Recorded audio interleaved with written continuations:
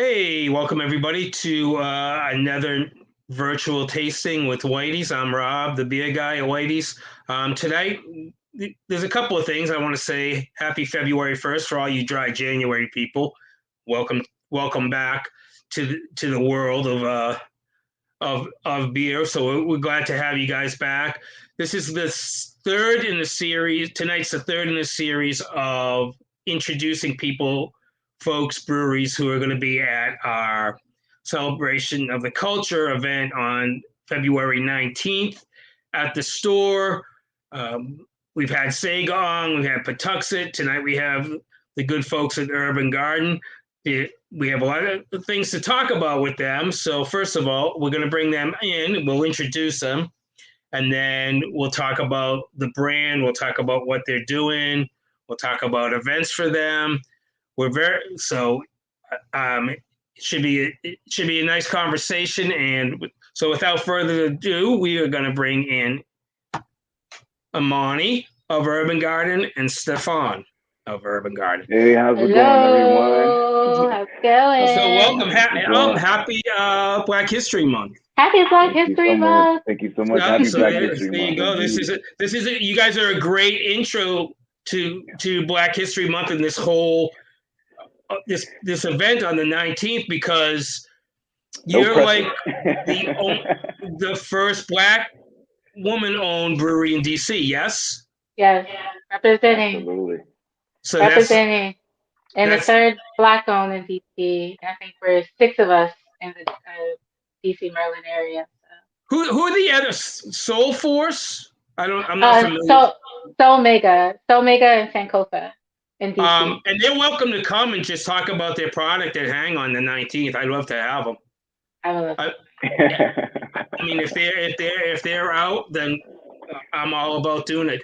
And you also launched your crowdfunding today.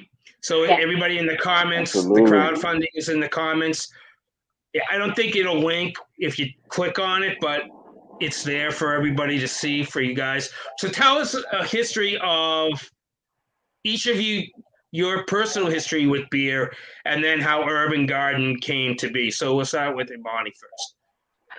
So I've been in the beer industry for a while. I actually started in the working at a distillery like through college. So I kind of was hosting at a beer restaurant to kind of get my way like through college. I wasn't enough to drink the beer, but I was like able to smell it and learn about it Right, and stuff like that. Kind of got into it when I moved back to DC. I was working at District Shop House, like places like that, different breweries, and really got to learn about beer. Then I started home brewing, and then through home brewing, I kind of learned that there weren't really like beer companies that kind of look like myself, and I didn't right, see a lot of like African American people, and I didn't see any like African American women. I was like, wow, like you know, I think we should do this. So I had a lot of support from my family and a lot of support from my friends, and they kind of just helped me just get out there and encourage me to, what, just do it, So that's right. how we got here. And then, our recipes are just inspired. I love flowers. I love teas. I love spices. And I love like the ancient Egyptian practices of beer. So I kind of use that to Cool. inspire urban garden. So that so that's Absolutely. so that that's how it came about. Stefan, how about you? Well, it's been a long time coming for myself. I'm not I haven't been acclimated to the beer industry as Amadi has been. I started just in the service industry as a bartender for about 8 years. And then, you know, jumping from bar to restaurant to lounge, I started to gain like knowledge about local beer, craft beer, and I even worked at Word of Beer in Locust Point in Baltimore for a little bit. Oh yeah, that's close Being, to us. That's close to yeah, the store. exactly. Yeah, it's one of your neighbors. So so I worked there for a short amount of time, and then I got hired at a hotel in Baltimore, and I just kept learning more and more about beer and spirits. And then fast forward, Amani and I, we rekindled our friendship. We haven't seen each other in a few years, and I had went out to support her for her Strawberry High release a few years ago as well at Right Proper. And when I tasted the beer, it was just like so awesome, it was so unique. It had like such a unique profile.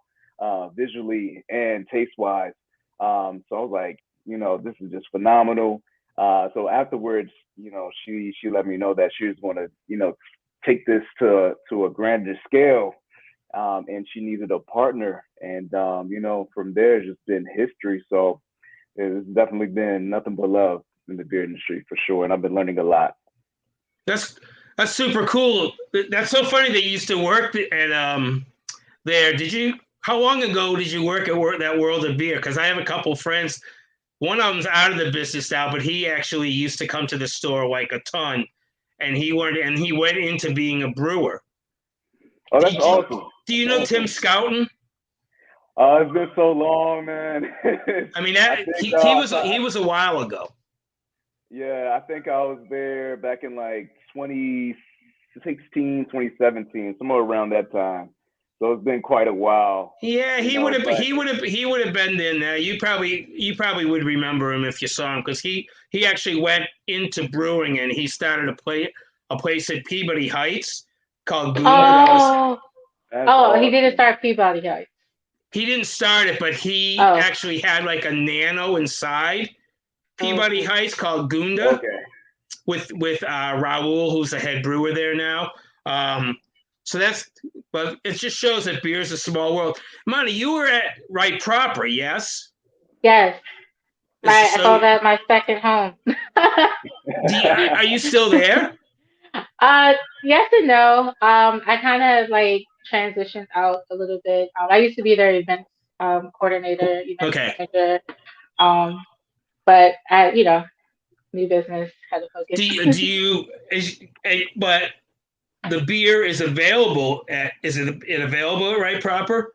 Like no, not currently. No? It was when we did our first initial release, but it's no longer available. We're looking to try to get some back at Right Proper for Black History Month. Just yes. Just to hang. Yeah, just to have and get the beer out there. So tell us about this. Tell us about this beer. Its inspiration. You just launched a new label today, which is super cool. Which unfortunately, I don't have a picture of. I don't know if you have it. The new label is super cool. Stephon might have it. Yeah, I don't have a physical can today. I just have the old can here. That's the old label. The new label. Yeah, the new label. The new label will be physically in our hands very soon. I think probably by the end of this week. Okay, the new label is like whereas this label is pretty dark. And Stephon, if you can show it a little bit, I know it's hard. Yeah. So this was the limited edition label that we released first. So this one is, is slowly fading out due to the demand. Quick pour and cheers to you, Rob. And you, Eamoni. Quick little. Cheers. How about Aqua? That was great. Cheers. Yeah. So the limited edition can, it was very special to us. I actually had one of my cousins, he did the original illustration, and then another one of my cousins who's actually he works for Revolt Media, he's a dope graphic artist. He did the complete can design. This was actually their first beer project that they ever worked with. And when I told them that I was making beer, they had no idea that their art was going to be literally on the in the store. So it was really cool for them to see. But with this new design, we really wanted something that when you go into the store, you said, it's bright, it's there, it's boom. You see Urban Garden, you see Camelite, and then we just want all of our other cans to be cohesive, so you recognize us when you go in the store. So I really like it because it's pretty, but it's also just straight to the point. It's Camelite. And the beer itself, a blonde ale brewed with chamomile and honey, is basically, I love chamomile tea. Okay. Off the bat. And when I was home brewing, I actually used to make teas first to see basically different tea blends and how herbs and spices would taste. And then I would use them into the home brewing with different malts and different hops and play around with those characters. So this one actually has a Centennial hop, which has like a nice little like citrusness to Right. it. And then we kind of finish with the Techno, which has like kind of like that pink Earl Grey like tea like flavors. So this like Mhm. Camel Light 2.0 is just it's literally like you're drinking a just smooth, easy like I chamomile love tea. the addition of the honey. I mean, Yeah, I think that just Yeah, a must give little it a bit nice too. sweetness. Yeah. Yeah, Well, yeah, just a it's a light bit great of touch. honey. yeah, Yeah, I mean, honey is such a cool thing in beer. I mean, there's a bunch of different beers that use it, but I feel yeah, like in a lighter beer like this, it'll give it a sort of a nice little sweetness to it, and then yeah, it'll Yeah, balance off the spices of the chamomile. So nice I'm and yeah. mellow. excited to try it. I'm excited It to try it. is. I know you guys are It's bringing very some good. to the event. Um, Yeah. and so it's Absolutely. available in DC, yes, in Yes. a number of places. So our Yeah. limited edition cans are now only available at Serenata and Metro Bar. So those are Okay, like the last places that you can get the original like special edition release, which they are fading out. And then sometime around like the end of February and like beginning of March, we'll start seeing them do can out and about. We will bring some on the 19th. Absolutely. So Only yeah, right. I can't wait. I you'll be can't one wait of the to try first. it. So You'll be you one of guys, the first. so now you guys are brewing this at DC Brow.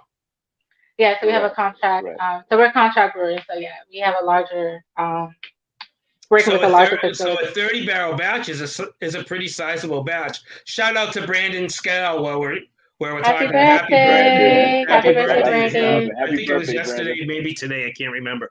But happy birthday to him anyway. So that's a pretty good sized batch. Yeah, Yeah. I mean, Good. congratulations. That's cool. Thank thank you you. so much. It's been a Yeah, That long time coming. it's very surreal. Like I mean, We're excited. you know, starting from like just having an idea of like, I want to homebrew, and then now to be like sitting here like 30 barrels of beer, like Camelite was my original homebrew recipe. That was one that when I was doing my surveys with my family and friends, that was the beer that everybody really, really enjoyed. Like if you right. weren't a beer drinker and you weren't a beer drinker, so it's just really just I don't know, I'm kind of just in awe watching everything kind of come to life. Absolutely. Yeah, I mean, Absolutely. Like the it's beautiful not. thing.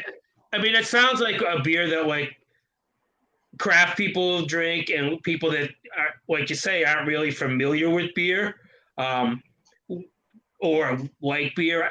I think it's a weird thing. A lot of people. This sounds like one of those beers that somebody would come in and be like, "I'm not really a beer drinker," and then Mm. try it and be like, "Oh, I really like this." That's exactly what it is. And then Yeah. And if you're like a beer drinker and then you try it, sorry, go ahead, Steph. Sorry. I'm sorry. no, but that was the overall like reason why we wanted to have Camelite as like the flagship because it is friendly to the beer heads that are already out there and those that have not become a fan of craft beer in general. So it's very beginner friendly.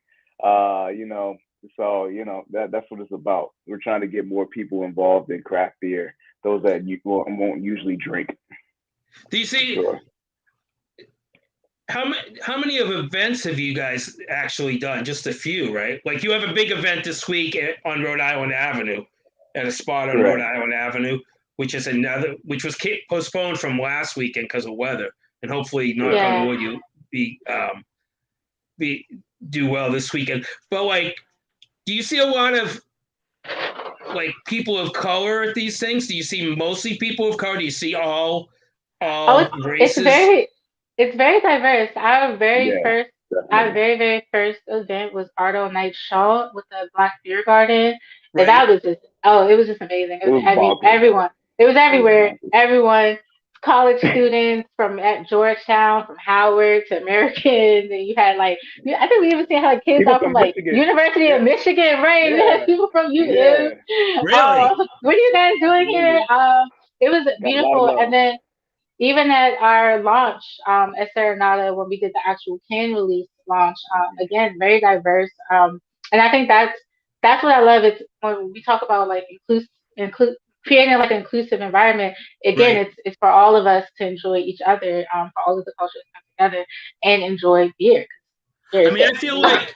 I definitely feel like there's been more people of color getting involved in it, which I think is a great thing because it used to be, you know, and I feel like within the last maybe 2 years, I've seen a lot of increased traffic with people of color coming in and trying craft and being more adventurous into craft. Well, I And also feel like it's because I feel like they're more feel a little bit more welcome. Like when you know that the beer that's being brewed is actually brewed, but like it kind of builds a closer relationship to it. You know mm-hmm, what I'm saying? So like when I learned about Sankofa and Somega, I'm like, oh my god, Yeah. like I didn't know they were like black breweries here, and it Well, was you gotta very try it. interesting. Yes, and I'm trying it, but I want to be at their events. I want to Yeah. see what's popping. So. I think that's the movement that you're saying is happening. yeah, I mean, I think it's great. I mean, I think my thing about it is the more the merrier, right? I think beer is a great unifier, and I don't know that like I, obviously I go into a tap room, it's a different experience than when you got explain. Tell us about like your experiences in tap rooms. Do you feel like maybe a couple years ago to now has it like opened up a little bit, or is it still one of those things where you go to the bar and like you have a beer stall behind the bar and they're like they don't explain, like Gene's really good about this, Gene at Patuxent, he's really good I about love this, and Gene. that Yeah. particular tap room is really good about this because they're very like they explain everything, right? Have you ever been to a place that like they were super like whatever this drink this or whatever, or like pretty dismissive, I guess would be the best word. Do you see that Um, or not that I much now? so I've let experienced the you go first. reverse. Okay. So because I've worked behind the bar, I've worked at brewery, I've bartended in brewery for a very long time. So I more so experienced the reverse. Like I don't know what I'm talking about because I'm a girl. Right, I right, don't know right. I don't know the size of the brew house. I don't know the difference between an ale and a lager. I don't know the difference. I don't know what an IPA is, and it's very frustrating because I mean I don't personally think that it's changed much, but I think it's frustrating because it's like what you said, but it's like on the opposite end, Right. like where you're often met with like overhear the conversations like, oh, let's wait till he comes back because I don't think she'll know, or Yeah. like Yeah, I have a lot of like female friends that say that. yeah, so Yeah. that part. But my experiences going into breweries, I'm always just really excited. So I think that it just matched my energy, and I'm like, yeah, like So I've never had experienced that as the girl sitting at the bar and the bartender's mean to me, but I've experienced it vice Vice versa. What about you, Yeah. Stefan? At first, I used to run into that type of energy, especially with me not being, as well knowledgeable, about beers at first. But once I started to gain knowledge and even like, traveling, I mean, going to spots with Eamoni, we come with a we come with a positive energy and force, so it becomes reciprocated automatically. Right. So it's always a great thing. But sometimes you have to sneak in some beer knowledge just to let them know you know what you're talking about. versa. Yeah. And kind of just start the conversation with the beer tenders or the bartenders there, just to just build that relationship. But I have ran into a couple of situations, but you can easily override those for sure. The Yeah, I Yeah. combo. mean, Yeah, I mean, yeah, again, I feel like once the beer gets cracked, everybody's chill. You know what I mean? I Yeah. think back in the day it was a absolutely. little bit more, probably a little bit more that way. I'd like to see a few people like with Imani when like try the beer and then be like, oh, this is really good, and Imani being like, yeah, that's my beer, and see like I've actually had those moments before, which is great because like We were just talking about this like we last were this we weekend. were just talking about this. This actually pretty Yeah. awesome. Yeah. I actually bought a round of my beer for like a couple sitting behind me at a Okay. place. And I got to like I didn't tell them it was my beer, but I got to listen to them talk about it and they were like, this is really good, huh? I'm gonna look into this. And I was like, Yeah. So Did you turn we around and look say forward thank to you? We appreciate your input. no, yeah, I we look forward to getting didn't. on there a little bit more. Yeah. That is awesome. Do you guys have plans for like a brick and mortar tap room? I mean, obviously you just brewed it like a first really big batch, but is that in sort of the business plan down the road to have your own We tap room? we We are have, we're thinking very deeply of which direction we want to go. We think we do want to go more in the distribution side, but Right. really we're so new to this and we're just getting in. I think really only time will tell. Like, but as of right now, like our biggest goal is to build a foundation to where we can absolutely. help others that look like ourselves like get their beers distributed to the local market. Would you build that as you build those relationships with other people? Would you build that into a distributorship type of thing?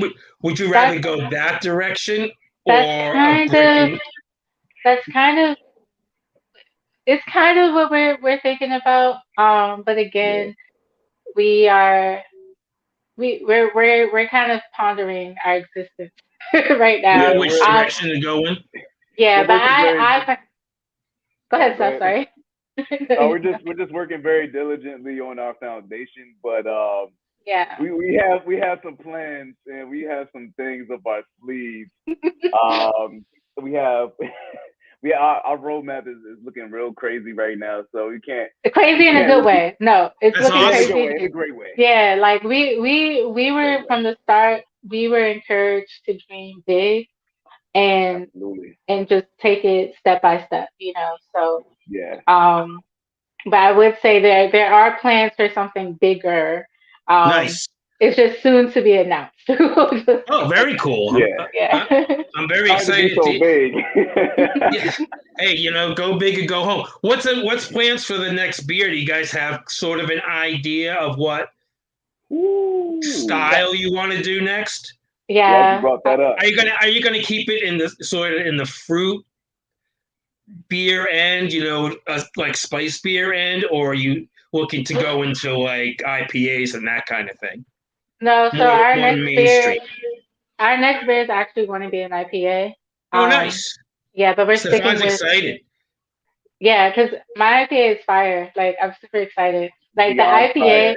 yeah, like my that recipe was actually like a lot of my like family and friends who were like IPA drinkers. They were Mhm. actually mad. They were like, "Why didn't you start with this one?" And I'm like, "Because I gotta test the waters. We I feel, gotta."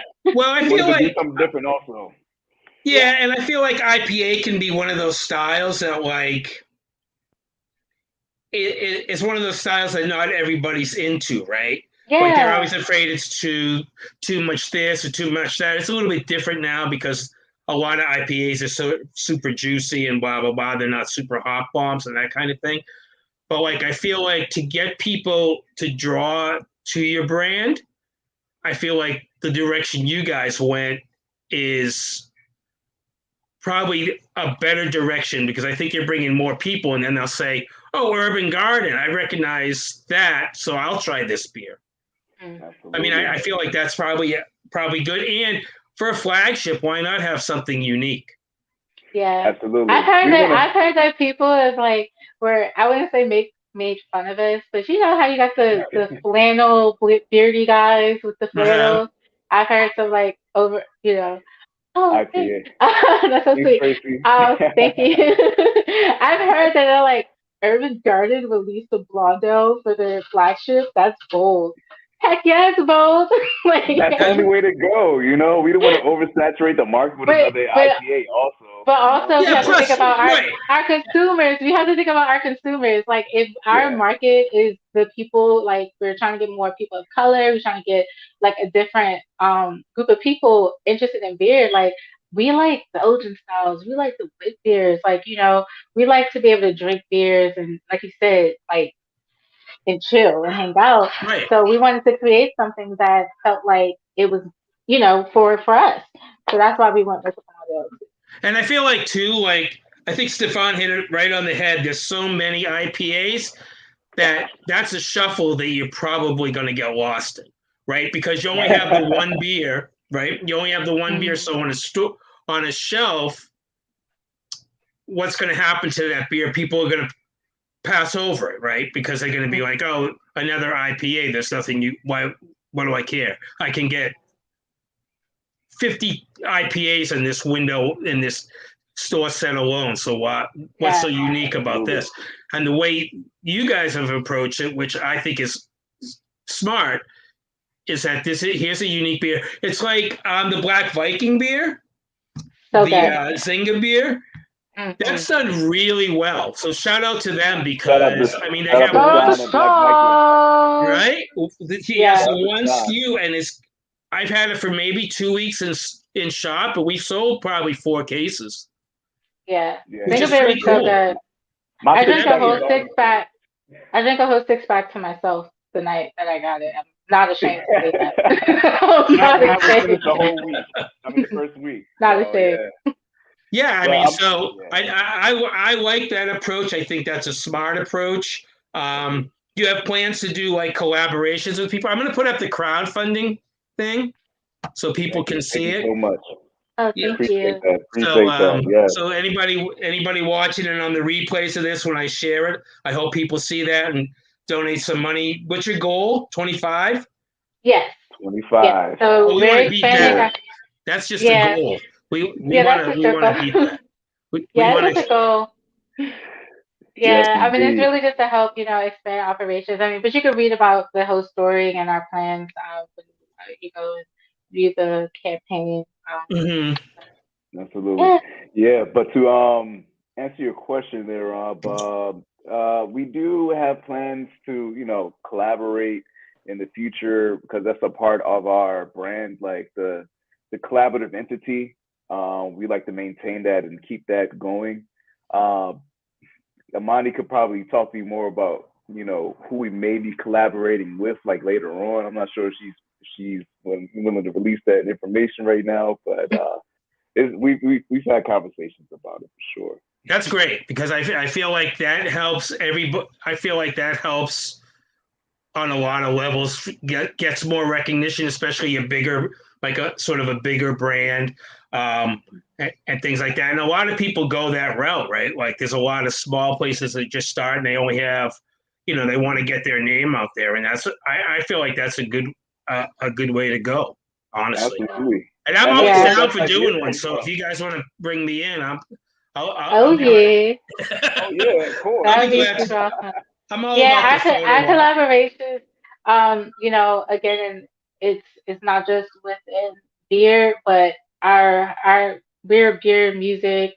Like I myself am an artist, so we really want to kind of merge all of it together. And we're working with our territory sales manager, is actually a really dope, popular DJ.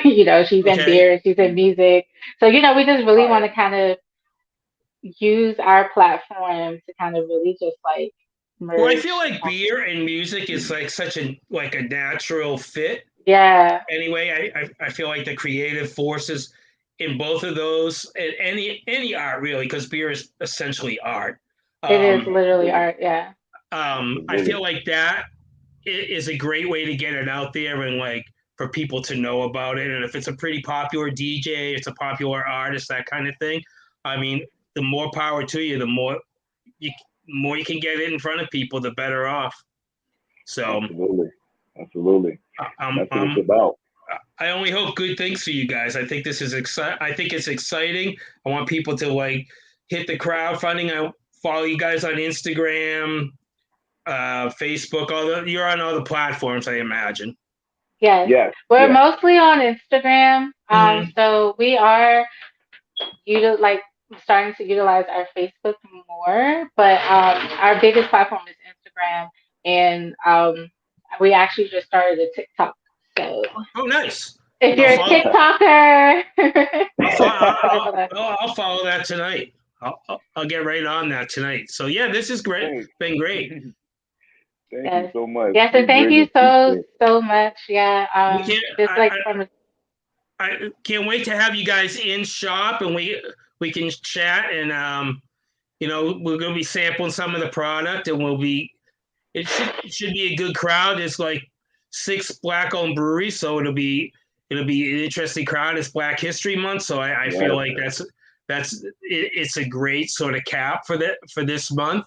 Tell us a little bit more about Friday, so people can come out and check you guys out if they're in the DC area.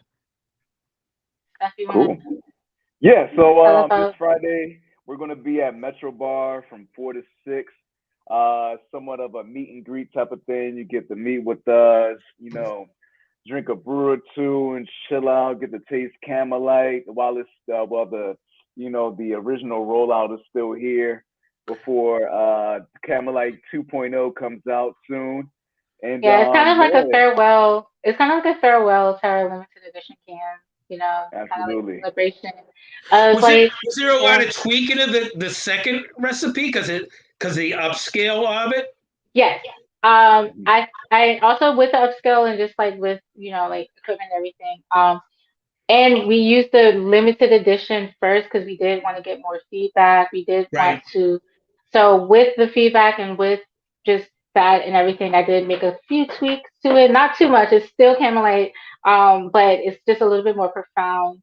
Absolutely. Literally like 2.0. So I'm really excited. Yeah. Well, what was the first run of cans? How big a batch was that? That was only 5 barrels. Yeah. So that's a huge jump from 5 to 30. That's a huge jump. Yeah. So we wanted to make sure it was.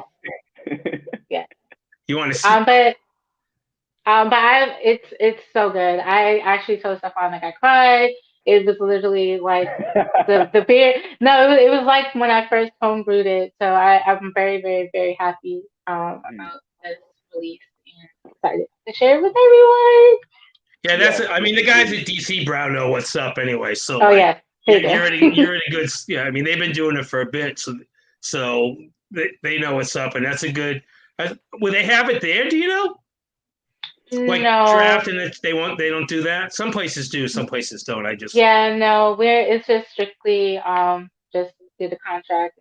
Yeah, it's like a strictly production contract, but it's a great relationship. We've been blessed along this journey, and we're always in for the ride. So that's what it's all about. We have Metro Bar happening on Friday, as well as Brass Tap on the 24th as well. Oh, that's right. Brass Tap. Yeah. And we'll be at Whitey's. We'll be at Shortstop on 19th. Boop, boop, boop. That's right. Gene was talking about that last week. The brass tap thing at National Harbor. That'll be awesome. Yeah, we have a couple. We have a few more. If you could follow us if you go to our website and you sign up for our newsletter, we are going to be doing some secret bar crawls. So we'll be dropping different locations where we'll be at. Come, I might buy you around. Not might, I will. So we're going to be doing fun stuff like that. Nice. That's very exciting.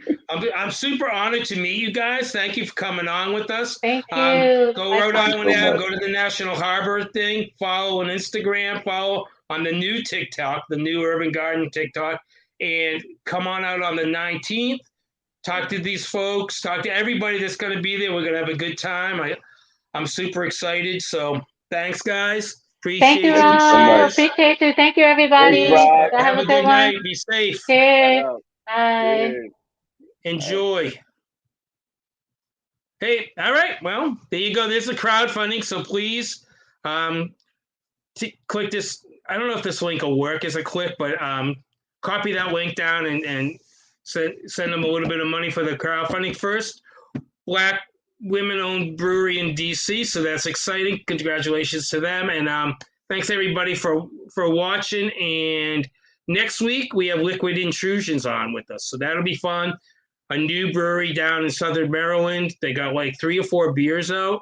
They're going to be with us on the 19th. We're going to chat with them next week. So thanks for watching this series. It's pretty exciting. And cheers, everybody. I'll talk to you all soon.